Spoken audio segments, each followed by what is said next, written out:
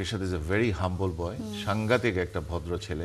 BPL খেলা লাগবে না, বিগ ব্যাশে খেলুক। সাকিব আল হাসানের পর কোন একজন বাংলাদেশি ক্রিকেটার যিনি বিগ ব্যাশ খেলতে যাচ্ছেন এবং ড্রাফট থেকে সরাসরি দল পাওয়ার ক্ষেত্রে যদি হিসাব করা হয় রিশাদই প্রথম। যে দেশে লেগ স্পিনাররা ম্যাচ পায় না সে দেশের কোনো একজন লেগ স্পিনার বিগ ব্যাশে খেলতে যাচ্ছেন, এই বিষয়টা। এবং বাংলাদেশের এবার ক্রিকেট বোর্ডও তাকে ছাড়পত্র দিয়েছে, বিপিএল খেলা লাগবে না, বিগ ব্যাশে খেলুক। এই যে উদারতা, সবকিছু মিলিয়ে আমি মনে করি Bangladesh cricket board has taken A right decision. কারণ হচ্ছে রিশাদের এই ইন্টারন্যাশনালি টপ লেভেলের খেলায় একটা এক্সপোজার দরকার।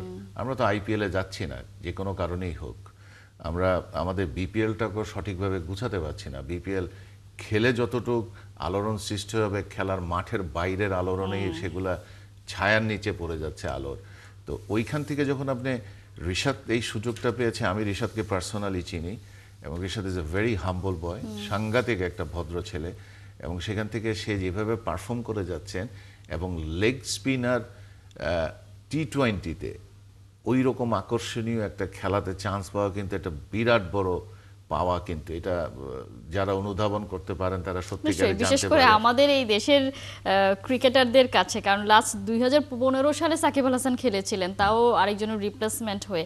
সেই জায়গা থেকে নিজের যোগ্যতায় দল পাওয়া এবং সে যে দলটার হয়ে খেলবে সেখানে রিকি পন্টিং আছেন সেই জায়গায়, এবং অনেক কিছু নেয়ার আছে তার টি-20 ওয়ার্ল্ড কাপের আগে নিশ্চয়ই। একটা কথা যে জানেন তো, অস্ট্রেলিয়াতে কিন্তু লেগ স্পিনার শেন ওয়ার্ন বলেন, এরপরে আরেকজন নতুন যেটা আসলো অ্যাডাম জাম্পা, এরা কিন্তু বিশ্ব ক্রিকেটকে দাবড়ে বেরিয়েছে।